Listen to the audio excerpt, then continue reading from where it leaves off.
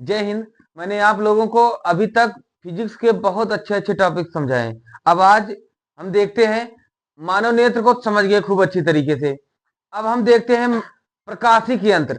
मानव नेत्र अगर समझ गए, दूर दृष्टि दोष, निकट दृष्टि दोष अगर उसको समझ गए हो, तो अब समझते हैं हम प्रकाशिक यंत्र। प्रकाशिक यंत्र भी बहुत मजेदार चैप्टर है। ये समझ लो कि बहुत मजा आने वाला है इसमें।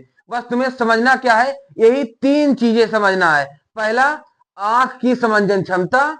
दूसरा, दर्शन कोण।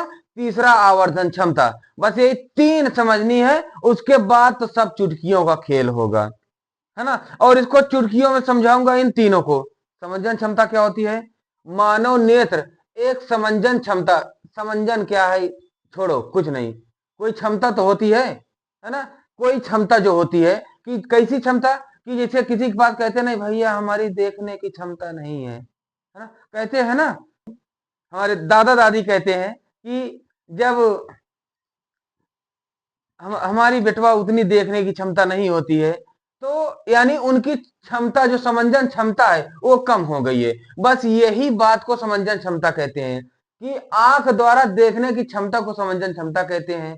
यही चीजें किताबी भाषा में कैसी लिखी जाएंगी? मानव नेत्र एक समंजन क्षमता है, क्लियर, जिसमें अपनी फोकस दूरी बदलने की क्षमता होती है। फोकस दूरी बदलने की कैसे? देखो, जब दूर देखना होता है ऐसे करते हो, है ना। थोड़ा नजदीक देखना होता है, आंख सिकोड़ लेते हो एकदम, है ना, मांसपेशियां बटुर जाती हैं, है ना। और जब नॉर्मल छोटी मोटी दूरी देखना हो, हाँ सब ठीक है, सब बढ़िया, बहुत बढ़िया, सब ठीक है ना, करते हो ना। तो ये यही प्रक्रिया समंजन क्षमता कहलाती है। लेकिन उसी समंजन क्षमता की देखने की एक निश्चित दूरी होती है। एक तो अनंत दूरी है, एक निश्चित दूरी है। उसी निश्चित दूरी को स्पष्ट दृष्टि की न्यूनतम दूरी कहते हैं। इतनी बात समझ गए? अब आइए देखते हैं किताबी भाषा। आंखों की समंजन क्षमता क्या होती है? हमारी आंख एक प्राकृतिक लेंस है, जाहिर सी बात है, एक प्रकाशिक यंत्र है, जिसमें अपनी फोकस दूरी बदलने की क्षमता होती है। चलिए, अब आइए देखते हैं किताबी भाषा क्या होती है। किताबी भाषा, हमारी आंख एक प्राकृतिक लेंस है, जिसमें अपनी फोकस दूरी बदलने की क्षमता होती है ना। प्राकृतिक लेंस है, पता ही है, सब दिया हुआ ऊपर वाले का है ना। हमारा क्या है? मेरा तो कुछ नहीं, सब, है ना। तो लेकिन इसमें हमारी आंख अधिकतम समंजन क्षमता लगाकर केवल 25 सेंटीमीटर ही रखी वस्तु को स्पष्ट देख सकता है। 25 सेंटीमीटर दूरी रखी वस्तु को ही स्पष्ट देख सकता है ना। बाकी उसके बाद कहीं ऐसे करेगा, कहीं ऐसे करेगा, है ना, यही करना। फिर कहीं क्या क्या सिकोड़ता है ना, नाक, मुंह, आंख, कान, सब सिकोड़ डालता है ना। इतनी बात समझ गए? और इसी को स्पष्ट दृश्य की न्यूनतम दूरी कहते हैं। इसे कैपिटल डी से व्यक्त करते हैं। Capital D equal 25 centimetre. इतनी बात हमारे समझ से पूरी तरह समझ गए, है ना। अब इसके बाद आते हैं, देखते हैं दर्शन कोण। दर्शन कोण क्या होता है, पहले इसे समझ लेते हैं। हम जो देखते हैं, मान लेते हैं हम ये देख रहे हैं, है ना, ये देख रहे हैं, तो अब इसे देखने पर हमारी आंख में कोई तो कोण बनेगा। हमारी आंख के और इसके बीच में कोई यहाँ कोण बनेगी ना, एंगल बनेगी, है ना। इसी एंगल, इसी कोण को इसे कहते हैं दर्शन कोण। क्या कहते हैं? दर्शन कोण कहते हैं, ठीक है ना। इसे, इतनी बात समझ गए ना, कि मतलब जो भी हम कोई भी वस्तु देखते हैं, तो उसे देखने पे हमारे आंख में जो कोण बनती है, उसे क्या कहते हैं? सिंपल है ना। आइए देखते हैं, इसे कहते हैं विजुअल एंगल। पहले इसकी अंग्रेजी भी लिख दें, विजुअल एंगल। अर्चना,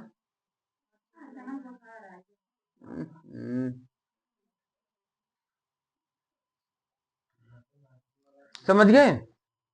तो मैंने बताया कि किसी वस्तु को देखने पर आंख पर जितना कोण बनता है, उसी को ही हम दर्शन कोण कहते हैं। इतनी बात समझ गए? देखिए, दर्शन कोण क्या होता है किताबी भाषा। कोई वस्तु आंख पर जितना कोण बनाती है, कोई वस्तु आंख पर जितना कोण बनाती है उसे वस्तु द्वारा आंख पर बना दर्शन कोण कहते हैं। यही समझाया ना, है ना, इसे समझ गए।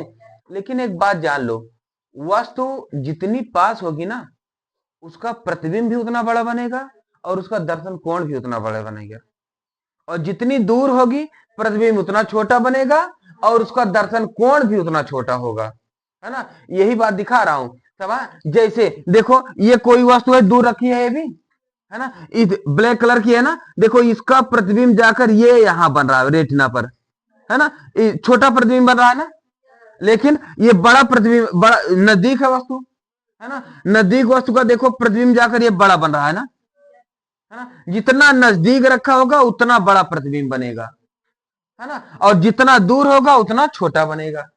और यही नहीं, जितना नजदीक होगा उसका दर्शन कोण भी उतना, देखिए आंख पर यही कोण बन रहा है ना, इसी तो दर्शन कोण कहेंगे, है ना, उतना बड़ा दर्शन कोण भी बनेगा, है ना। जितना नजदीक जितना दूर होगा दर्शन कोण भी उतना छोटा होगा।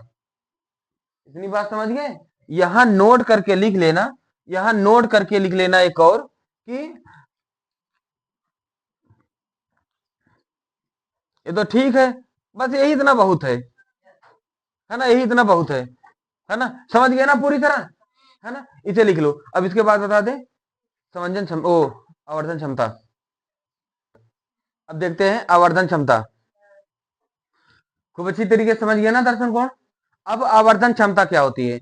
आवर्धन क्षमता किसी यंत्र से देखने पर, दर्शन कोण समझ गए ना, किसी यंत्र से देखने पर आंख पर बना दर्शन कोण। जो यंत्र से देखते हैं, मान लीजिए दूरबीन, जो भी हो गया, लेंस, जिससे भी देखें, किसी यंत्र से देखने पर आंख पर बना दर्शन कोण, तथा केवल आंख से देखने पर आंख पर बना दर्शन कोण के अनुपात को आवर्धन क्षमता कहते हैं।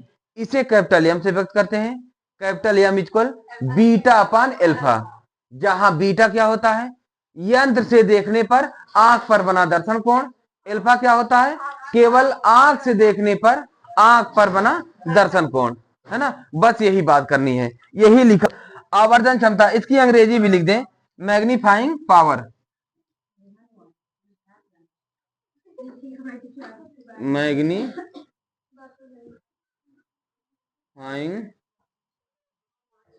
पावर, है ना। देखिए आवर्धन क्षमता क्या होती है, जो बता दिया हूं वही, कि किसी वस्तु को यंत्र द्वारा देखने पर आंख पर बना दर्शन कोण तथा केवल आंख से देखने पर आंख पर बना दर्शन कोण के अनुपात को आवर्धन क्षमता कहते हैं, है ना। इसे कैपिटल एम से व्यक्त करते हैं। Capital M is equal, capital M is equal beta upon alpha, है ना। यही हमारा आवर्धन क्षमता का सूत्र है, जहां जहां बीटा इज इक्वल यंत्र द्वारा बना दर्शन कोण, यंत्र द्वारा बना दर्शन कोण, और एल्फा क्या है? केवल आंख से देखने पर, केवल आंख से देखने पर आंख पर बना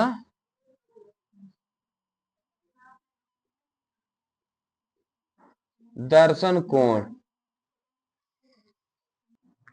एक कविता कही जाती है कि अब हवाएं ही उजालों का फैसला करेंगी, जिस दिए में ज्यादा रोशनी होगी वो अधिक समय तक चलेगी। तो ध्यान देना, अब उजाले ही फैसला करेंगी, ओ हवाएं ही फैसला करेंगी तुम्हारे उजाले का।